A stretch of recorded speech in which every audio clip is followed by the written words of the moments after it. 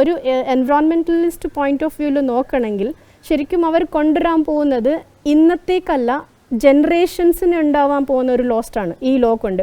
Island എന്നൊക്കെ പറയുമ്പോൾ already നല്ല ഗ്രൗണ്ട് വാട്ടർ നാരോ ആയിട്ടുള്ള ഒരു സ്ഥലങ്ങളാണ് ഈ ഐലൻഡ്സ്. അവിടെ നിന്ന് ഇത്രയ്ക്കും വലിയ 370 റൂംസിന് വില്ലാസ് വരുമ്പോൾ എന്തായിരിക്കും നമ്മുടെ scenario future? So I would like to say that it's technically not feasible, socially unacceptable and economically unprofitable or non-profitable.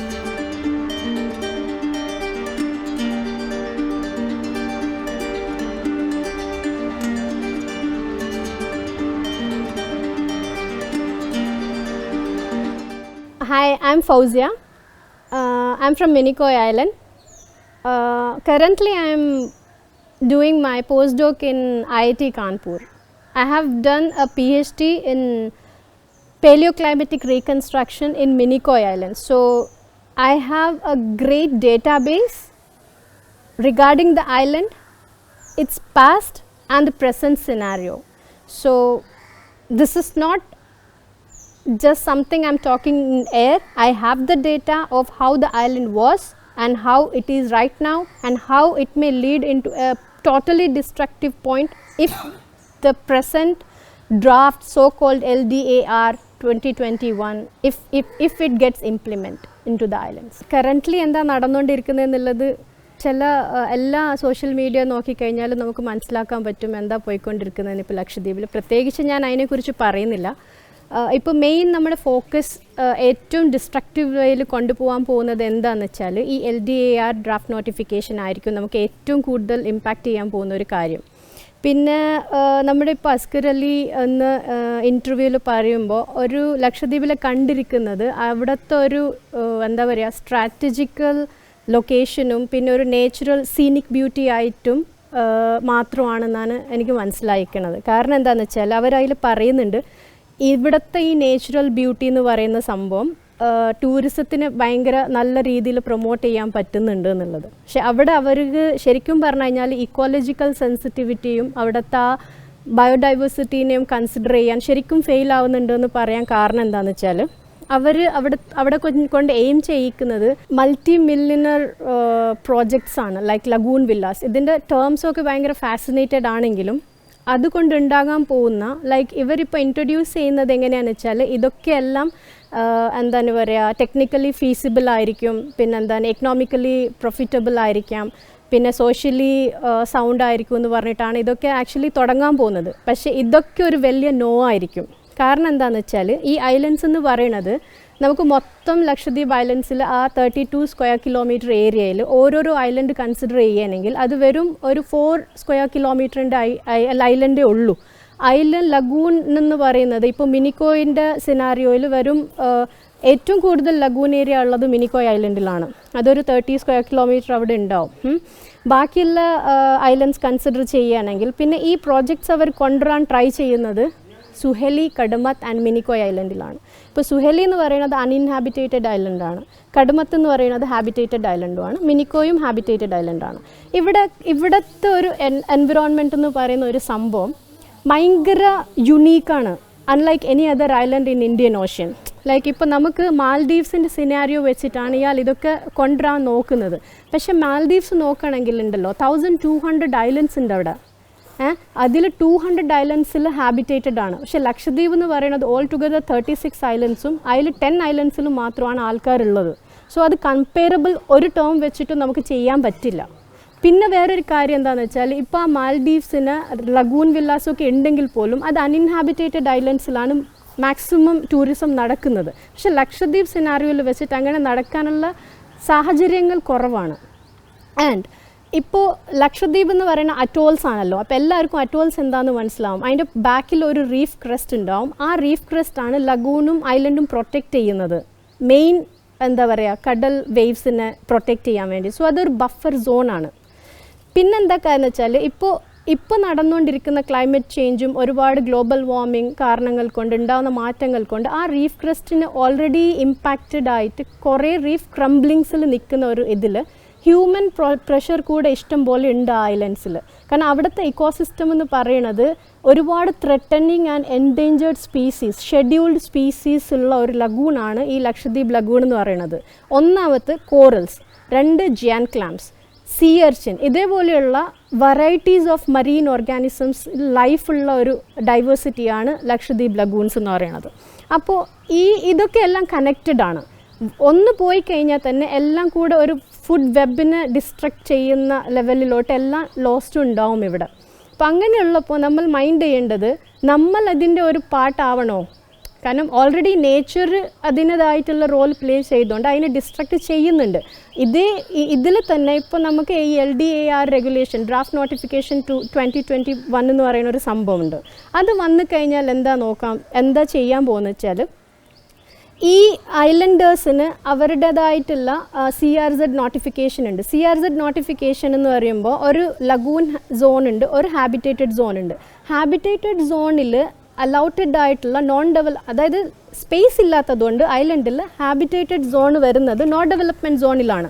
ആ നോ ഡെവലപ്മെൻറ്റ് സോണിൽ ഉള്ള കുറച്ച് പെർമിറ്റഡ് ആക്ടിവിറ്റീസ് ഉണ്ട്. ഫിഷർമാന് ചെയ്യാവുന്ന കുറച്ച് കാര്യങ്ങളുണ്ട്. ലൈക്ക് അവരുടെ നെറ്റ്സ് വെക്കാം, അവരുടെ ഫിഷിംഗ് ബോട്ടിനെ അക്കോമഡേറ്റ് ചെയ്യാം. പക്ഷേ അതൊക്കെ കൂടെ ഡെമോളിഷ് ചെയ്യുന്ന തരത്തിലാണ് ഇപ്പോഴത്തെ നിലവിൽ അവർ ചെയ്തുകൊണ്ടിരിക്കുന്നത്. അതൊക്കെ ശരിക്കും ഒരിക്കലും അക്സെപ്റ്റബിൾ അല്ല.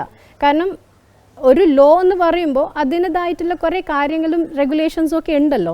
അപ്പോൾ നമുക്ക് ശരിക്കും പറഞ്ഞാൽ ഈ ഡെമോളിഷ് ചെയ്യുന്നതും ഇതിനൊക്കെ ഒരു പ്ലാൻ ഉണ്ട്. കാരണം പഞ്ചായത്ത് എന്ന് പറയുന്ന ഒരു ബോഡിക്ക് കുറച്ച് പവർ ഉള്ളതാണ്. ഈ CRZും IIMP എന്നൊക്കെ പറയുന്നതിന് ഇൻവോൾവ്മെൻറ്റ് ഒരു ലിമിറ്റ് വരെ ഉണ്ട്, പ്ലസ് അഡ്മിനിസ്ട്രേറ്ററിൻ്റെ കൺസേൺ വെച്ചിട്ട്. പക്ഷേ ഇപ്പോൾ പഞ്ചായത്തിൻ്റെ ഒരു പവർ എന്ന് പറയുന്ന സംഭവം അതിൽ നിന്ന് മാറ്റിക്കഴിഞ്ഞാൽ അവർക്ക് ഇതൊക്കെ സിമ്പിളായിട്ട് ഒരാളുടെ പവറിലെല്ലാം ചെയ്യാവുന്നതാണ്. പക്ഷെ അങ്ങനെ ഒരു കൊടുത്തു കഴിഞ്ഞാൽ അത് നമ്മളുടെ പോയിൻ്റ് ഓഫ് വ്യൂവിൽ അത് വളരെ ഒരു അൺകോൺസ്റ്റിറ്റ്യൂഷണൽ ആയിട്ടുള്ളൊരു റൂളാണ്. അതൊരിക്കലും നമ്മൾ അതിന് അംഗീകരിക്കാൻ റെഡിയല്ല. കാരണം ഒരു എൻവയോൺമെൻറ്റലിസ്റ്റ് പോയിൻ്റ് ഓഫ് വ്യൂവിൽ നോക്കണമെങ്കിൽ ശരിക്കും അവർ കൊണ്ടുവരാൻ പോകുന്നത് ഇന്നത്തേക്കല്ല, ജനറേഷൻസിന് ഉണ്ടാവാൻ പോകുന്ന ഒരു ലോസ്റ്റാണ് ഈ ലോ കൊണ്ട്. ഒരു കാരണം നോക്കിയാൽ ലക്ഷദ്വീപ് എന്ന് പറയുന്നത് ഇറോഷനിൽ നടക്കുന്ന 50-40% ഓഫ് ലാൻഡ് ഒരുപാട് ഇറോഡ് ആയിട്ടുണ്ട്. വേവ് റിയാക്ഷൻ എന്ന് പറയുന്ന വേവ് ആക്ഷൻ എന്ന് പറയുന്ന ഒരു സംഭവമുണ്ട്. അതൊരു ജിയോളജിക്കൽ ആക്ഷൻ കൊണ്ട് നടക്കുന്നതാണ്.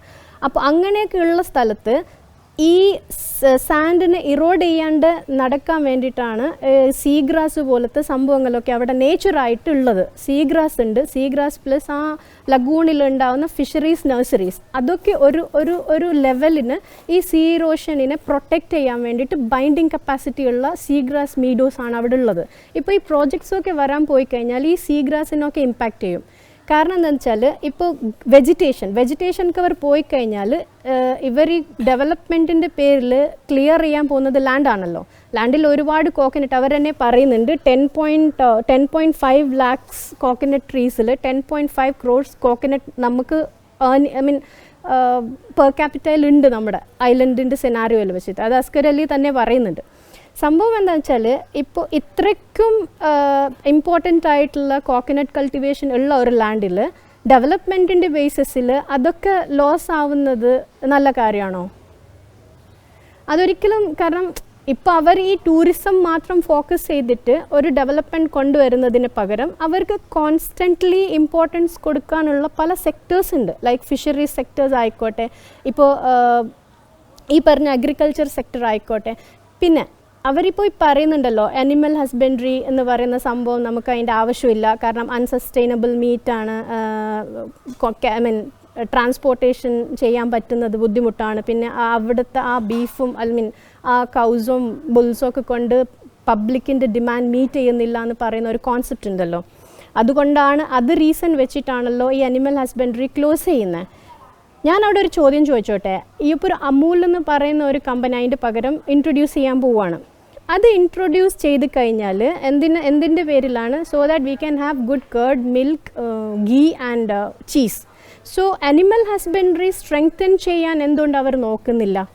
ഇപ്പോൾ അങ്ങനെയൊക്കെ ആണെങ്കിൽ അവിടെയുള്ള ആൾക്കാർക്ക് തന്നെ ഒരു എംപ്ലോയ്മെൻറ്റിൻ്റെ ഒരു ഓപ്പർച്യൂണിറ്റി കിട്ടും ഒന്നാമത്തെ. കാരണം ഈ പറയുന്ന products why can they have it in the island and create it within the island so that people can also have employment plus we can have good food also. അതുമാത്രമല്ലാണ്ട് ഇപ്പോൾ കൗ എന്ന് പറയുന്ന സംഭവത്തിൻ്റെ so called cow dung and cow piss has so many importance in Indian scenario right now. So why can't at least we use our common sense in that sector and take those cow dungs and whatever the byproducts comes out of animal waste as a fertilizer and use in agriculture sector and strengthen the agriculture, because he himself says that there is an earnings of 10.5 crores of coconut per year. So ആ ഒരു സെൻസിൽ എടുക്കുകയാണെങ്കിൽ നമുക്ക് അവിടുത്തെ സാൻഡാണ്, ഇവിടെ കേരളത്തിലൊക്കെ ഉള്ള പോലെ മണ്ണൊന്നും അല്ല. സോ മെയിൻ കൾട്ടിവേഷൻ അഗ്രികൾച്ചറാണ്. അപ്പോൾ അങ്ങനെയൊക്കെ ഉള്ളപ്പോൾ അനിമൽ ഹസ്ബൻഡറിയുടെ പോലെയുള്ള ഒരു സെക്ടറിനെ ക്ലോസ് ചെയ്തിട്ട് വേറൊരു പ്രോഡക്റ്റ് പുറത്തുനിന്ന് ഇൻട്രൊഡ്യൂസ് ചെയ്യുന്നതിനേക്കാളും നല്ലതല്ലേ അനിമൽ ഹസ്ബൻഡറി കുറച്ചുകൂടെ സ്ട്രെങ്തനിങ് ചെയ്തിട്ട് അവിടെ നിന്ന് വരുന്ന ഈ വേസ്റ്റ് കൊണ്ട് നമ്മുടെ ലാൻഡ് ഫെർട്ടിലൈസ് ചെയ്തിട്ട് നമ്മുടെ പ്രൊഡക്ഷൻ കൂട്ടാം. അപ്പോൾ നമുക്ക് ഒരുപാട് എന്താ പറയുക എംപ്ലോയ്മെൻറ്റ്സും ഉണ്ടാവും, പ്ലസ് നമുക്ക് ഫീസിബിളും ആയിരിക്കും, ടെക്നിക്കലി ഫീസിബിൾ ആയിരിക്കും. സോ അങ്ങനത്തെ ഒരു ഇൻസൈറ്റ് ഇല്ലാതെ കുറച്ചുകൂടെ ഒരു നാരോ മൈൻഡഡ് വിഷൻ ആയിട്ടാണ് എനിക്ക് തോന്നിയിട്ടുള്ളത് ഈ എല്ലാ കാര്യങ്ങളും. കാരണം ഇപ്പോൾ ഈ നാട്ടുകാരുടെയൊക്കെ എന്താ പറയുക ഈ ഫിഷിംഗ് താഷ് ഹട്ട്സ് എന്നൊക്കെ പറയാതില്ല, അതൊക്കെ ഡെമോളിഷ് ചെയ്യുക, അതും പാതിരാത്രിയൊക്കെ. ശരിക്കും പറഞ്ഞു കഴിഞ്ഞാൽ അത് അവർ ചെയ്തുകൊണ്ടിരുന്നത് റെഗുലേഷൻ എന്താണ് CRZ വയലേഷൻ എന്ന് പറഞ്ഞിട്ടാണ്. പക്ഷേ CRZ വയലേഷൻ എങ്ങനെയാണ് ആവുന്നത്? CRZ നോട്ടിഫിക്കേഷനിൽ നമുക്ക് വരുന്ന രണ്ട് കാര്യങ്ങളുണ്ട്. ഒന്ന് ലഗൂൺ സോൺ, ഒന്ന് ഹാബിറ്റേറ്റഡ് സോൺ. ഹാബിറ്റേറ്റഡ് സോണിൽ ആക്ടിവിറ്റി നോൺ ഡെവലപ്മെൻറ്റ് സോണിൽ വരുന്ന ചില പെർമിറ്റഡ് കാര്യങ്ങൾ മാത്രമാണ് അവിടെ നടന്നുകൊണ്ടിരുന്നത്. അതൊക്കെയാണ് അവർ പോയിട്ട് ഡെമോളിഷ് ചെയ്തത് in the name of CRZ violation. അങ്ങനെയാണെങ്കിൽ അവർ തന്നെ ചെയ്യാൻ പോകുന്ന ഒരു വയലേഷൻ തന്നെയല്ലേ. അപ്പോൾ ഒരു ഗവൺമെൻറ്റായിട്ട് ഒരു നിയമം കൊണ്ടുവരുമ്പോൾ അത് റൂൾ ബ്രേക്ക് ചെയ്ത് കഴിഞ്ഞാൽ അത് പ്രശ്നമാണ്. ആൾക്കാരായിട്ട് ഒരു പെർമിറ്റഡ് ആക്ടിവിറ്റി ചെയ്യുമ്പോൾ മാത്രം അതെങ്ങനെയാണ് ബയാസ്ഡ് ആവുന്നത്. പിന്നെ വേറൊരു കാര്യം അയാൾ പറയുന്നുണ്ടല്ലോ, എന്താണ് introduction of degree colleges in the name of what is that education and women empowerment and so etcetera. അതിൽ ഞാൻ പറയാൻ ഉദ്ദേശിക്കുന്നത് ഒരു ബേസിക് സ്കൂൾ പോലത്തെ സംഭവങ്ങളൊക്കെ ക്യാൻസൽ ചെയ്യുക, അതൊക്കെ വേണ്ടാന്ന് വെക്കുക, അംഗൻവാടിയൊക്കെ ക്ലോസ് ചെയ്യുക. അങ്ങനെയൊക്കെ ഒരു സ്റ്റെപ്പിംഗ് സ്റ്റോൺ സ്ട്രോങ് ആക്കാണ്ട് എങ്ങനെയാണ് ഒരു വലിയ കോളേജ് പോലെയുള്ള സംഭവങ്ങളിലൊക്കെ നമ്മൾ എൻട്രി ആവുന്നത്? നമുക്ക് സ്ട്രെങ്തൻ ആക്കാൻ പറ്റിയ എഡ്യൂക്കേഷൻ സെക്ടറിൽ തന്നെ ഒരുപാട് കാര്യങ്ങളുണ്ട്. ഇപ്പോൾ തന്നെ അവിടുത്തെ സിലബസ് നോക്കുകയാണെങ്കിൽ വെറും ഒരു സ്റ്റേറ്റിൻ്റെ ഇംഗ്ലീഷ് മീഡിയം ആൻഡ് ഒരു മലയാളം മീഡിയം മാത്രമേ ഉള്ളൂ.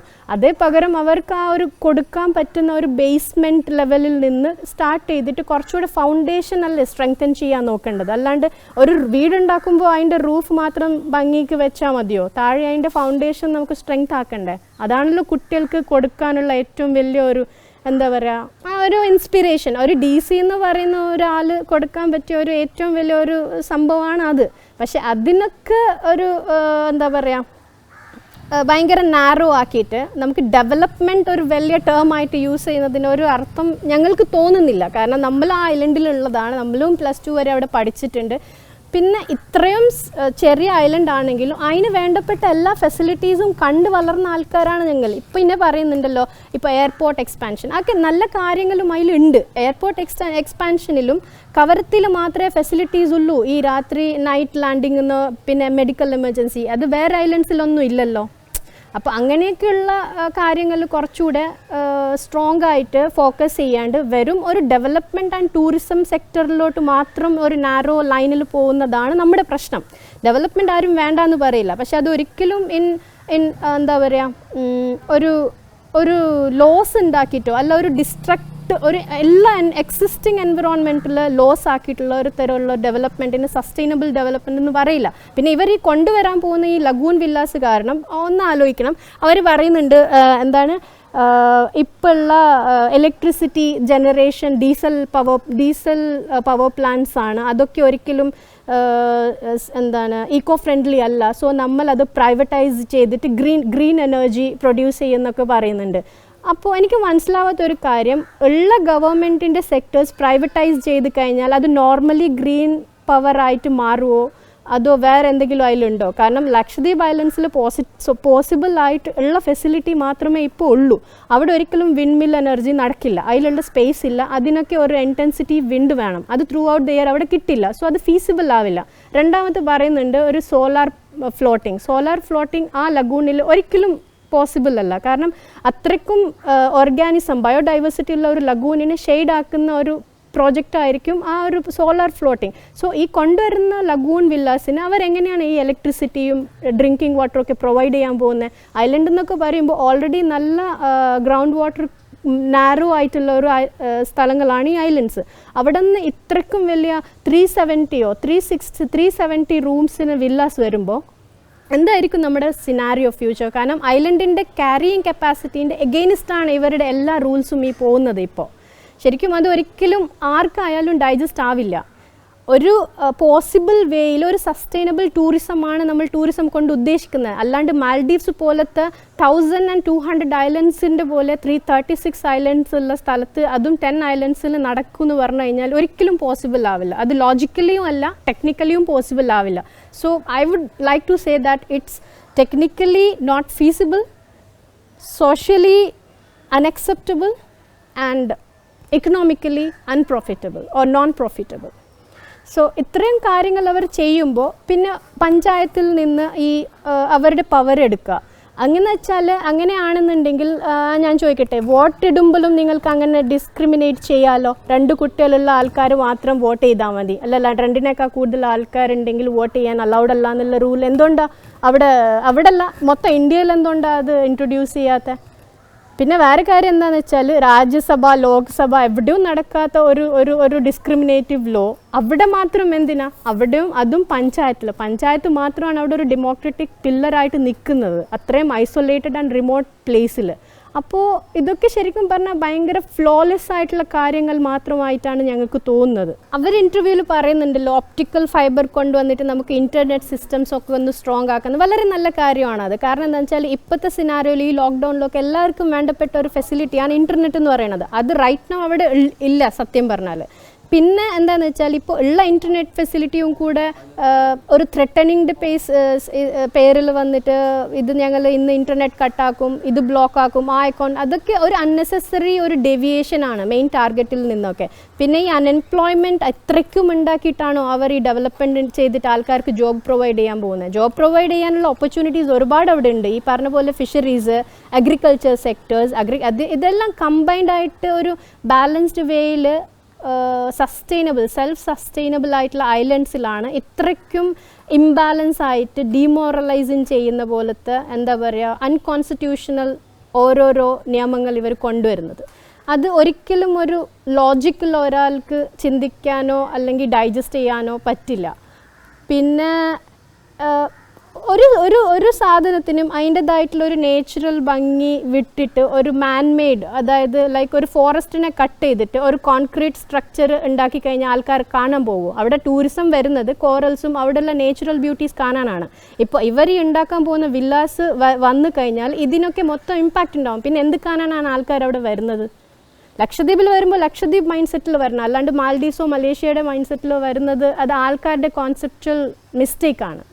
ഇപ്പോൾ നമുക്ക് ടൂറിസം എന്ന് പറയുമ്പോഴും അൺഇൻഹാബിറ്റേറ്റഡ് ഐലൻഡ്സിലോ അല്ലെങ്കിൽ ലാൻഡ് ഏരിയ കുറഞ്ഞ് ലഗൂൺ ഏരിയ വൈഡനിങ് ഉള്ള ബിത്രയിലൊക്കെയോ നല്ല ഓപ്ഷൻസ് ആണ്. പക്ഷെ എന്നാലും അതിൻ്റെ ഒരു ഇക്കോളജിക്കൽ ഡിസ്ട്രക്ഷൻ പോയിന്റ് ഓഫ് വ്യൂവിൽ മര്യാദക്ക് നോക്കിയിട്ട് അവിടേതായിട്ടുള്ള എൻവറോൺമെൻറ്റൽ ഇമ്പാക്റ്റ് അസസ്മെൻറ്റിന് നല്ല ഒരു ഇമ്പോർട്ടൻസ് കൊടുത്തിട്ട് വേണം ചെയ്യാൻ. ഇതൊക്കെ ഒരു ഓവർനൈറ്റ് ഡിസിഷൻസ് ആവരുത്. കാരണം ഇത് ഇമ്പാക്റ്റ് ചെയ്യാൻ ഇവർ ഈ ടെമ്പററി വരുന്ന ആൾക്കാർ നമുക്ക് വേണ്ടി ഒരു പെർമനൻറ്റ് സെറ്റിൽമെൻറ്റ്സ് ഉണ്ടാക്കി പോകുന്നത് ആർക്ക് വേണ്ടിയിട്ടാണ്? ഇപ്പോൾ നമ്മുടെ ഡിമാൻഡിന് വേണ്ടിയിട്ടല്ലല്ലോ അവർ ഈ ബെയ്റ്റ് ഫിഷ് എന്ന് പറയുന്ന സംഭവം ലഗൂണിൽ മാത്രം കിട്ടുന്ന സാധനമാണ്. അവരത് വെച്ചിട്ടാണ് ഫിഷർമാൻ അവിടെ ജീവിക്കുന്നതും. കാരണം നമ്മുടെ ഫിഷിംഗ് മെയിൻലി ഈ ബെയ്റ്റ് ഫിഷിനെ ഡിപ്പെൻഡ് ചെയ്തിട്ടാണ്. അപ്പോൾ ഈ ലഗൂൺ വില്ലാസും അതിൻ്റെ അസോസിയേറ്റഡ് വരാൻ പോകുന്ന കുറേ മറ്റേ വാട്ടർ എന്താ പറയുക ഈ ഗെയിംസ് ഉണ്ടാവും, ലൈക്ക് ബോട്ട്സ്, ജെറ്റ് സ്കീ, അതിൻ്റെയൊക്കെ വൈബ്രേഷൻ കൊണ്ട് ശരിക്കും പറഞ്ഞാൽ ഇവിടുത്തെ ഈ ഫിഷ് ഹാച്ചിങ് ഗ്രൗണ്ടിനെ വല്ലാണ്ട് ഇമ്പാക്റ്റ് ചെയ്യും. അപ്പോൾ അതിൻ്റെ കുഞ്ഞ് ഫിഷസ് ഇല്ലെങ്കിൽ അവരെങ്ങനെയാണ് വലിയ ഫിഷസ് പിടിക്കുക? അതൊരിക്കലും പോസിബിൾ അല്ലല്ലോ. സോ ഇത് ശരിക്കും പറഞ്ഞാൽ നമ്മളൊരു നമുക്ക് വേണ്ടി ഗ്രേവ് യാർഡ് ഓപ്പൺ ചെയ്യുന്ന പോലത്തെ സംഭവങ്ങളാണ് ഇപ്പം നമ്മൾ ഇതിനെ അംഗീകരിച്ചാൽ അവിടെ വരാൻ പോകുന്നത്. അപ്പോൾ ഒരു കാരണം വെച്ചാലും ഇതിനൊരു എൻ്റർടൈൻ ചെയ്യാൻ ഉള്ള തയ്യാറാരും ആവില്ല എന്നാണ് എൻ്റെ വിശ്വാസം. ഇപ്പോഴത്തെ സിനാരിയോയിൽ ഇപ്പോൾ അഡ്മിനിസ്ട്രേറ്റർ ആയിക്കോട്ടെ, ഇപ്പോൾ നമ്മുടെ കളക്ടർ ആയിക്കോട്ടെ, അവരെന്നൊക്കെ പറയുമ്പോൾ നേറ്റീവ് ആൾക്കാരല്ല.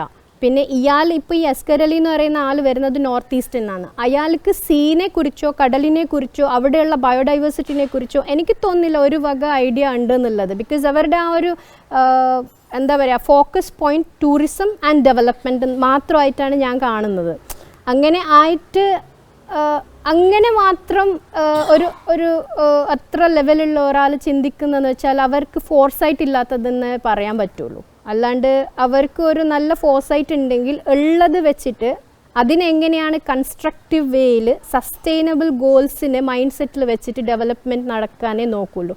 അല്ലാണ്ട് ഈ കുറേ ആൾക്കാർക്ക് ഇൻസെക്യൂരിറ്റീസ് കൊടുത്തിട്ടോ അവിടുത്തെ ആൾക്കാരെ പ്രൊവോക്കേറ്റ് ചെയ്തിട്ടോ അങ്ങനെയൊക്കെ നടക്കുന്നത് ഡെവലപ്മെൻറ്റ് ആണെന്ന് ഞങ്ങൾക്ക് സംശയമാണ്. പിന്നെ ഇപ്പോൾ അങ്ങനെയൊക്കെ അല്ലാന്നുണ്ടെങ്കിൽ ഇപ്പോൾ ഇവിടെ ഇതുവരെ വന്നു പോയിട്ടുള്ള IAS ഓഫീസേഴ്സോ അതോ ഡാനിക്സ് ഓഫീസേഴ്സോ അഡ്മിനിസ്ട്രേറ്റേഴ്സോ അവർക്കെന്താ അപ്പോൾ ആർക്കും കാഴ്ച ഇല്ലാത്ത ആൾക്കാരായിരുന്നോ? അവർക്കാർക്കും ഈ ഫോർസൈറ്റ് ഇല്ലാണ്ട് അവർ ഡെവലപ്പ് ചെയ്യാണ്ട് പോയി എന്നാണോ പറയാൻ ഉദ്ദേശിക്കുന്നത്? ഇയാൾ ഒറ്റയടിക്ക് വന്നിട്ട് പെട്ടെന്നൊരു ഡെവലപ്മെൻറ്റ്.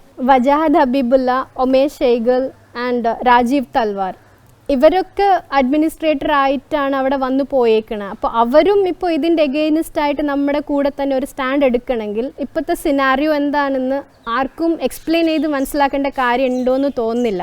അത് അവർ കൊടുത്തേക്കുന്ന ആ ഒബ്ജെക്ഷൻ ലെറ്റേഴ്സ് എല്ലാം ഇൻ്റർനെറ്റിൽ അവൈലബിൾ ആണ്. അത് എന്ത് കാരണം കൊണ്ടാണ് അവർ ഒബ്ജക്റ്റ് ചെയ്തേക്കുന്നതെന്നുള്ളത് എല്ലാവരും ഒന്ന് ഗോ ത്രൂ ചെയ്താൽ ഒരു നല്ലൊരു ഐഡിയ കിട്ടും. ഇപ്പം നമ്മൾ ഐലൻഡേഴ്സ് ആയതുകൊണ്ട് ഒരു പൊതു ഐഡിയയിൽ ഇമോഷണൽ ടോക്സ് ആണെന്ന് വിചാരിച്ചിട്ട് മാത്രം ഈ ഒരു കാര്യം കാണരുത്. കാരണം ഇതൊരു പൊതു ഐഡിയയും കൂടി ആണെന്നുള്ളൊരു എക്സാമ്പിൾസാണ് ഈ പറയുന്ന ആൾക്കാർ ഇപ്പോൾ ഒബ്ജക്റ്റ് ചെയ്തിട്ട് പ്രൂവ് ചെയ്തേക്കുന്നത്. പിന്നെ വേറെ കാര്യം എന്ന് വെച്ചാൽ ഇപ്പോൾ ഇതുവരെ അവിടെ റിസോർട്ട് ഉണ്ടായിരുന്നു ബംഗാരത്തിലൊക്കെ. ആ റിസോർട്ട് കണ്ടക്ട് ചെയ്ത 20 വർഷം റിസോർട്ട് കണ്ടക്ട് ചെയ്ത ആൾക്കാർ അവർ തന്നെ പറയുന്നുണ്ട് ഇപ്പോൾ ഈ ലഗൂൺ വില്ല പോലത്തെ വലിയ പ്രോജക്ട്സ് അവിടെ വന്നു കഴിഞ്ഞാൽ ഭയങ്കര ലൈഫ് ത്രെട്ടനിങ് ആയിരിക്കും, ഭയങ്കര ഡിസാസ്ട്രസ് ആയിരിക്കുമെന്ന്. അതിനുവേണ്ടി I think 114 scientists from 30 different universities have conducted great study in marine biodiversity, and they have appealed to even court asking against this construction in the island.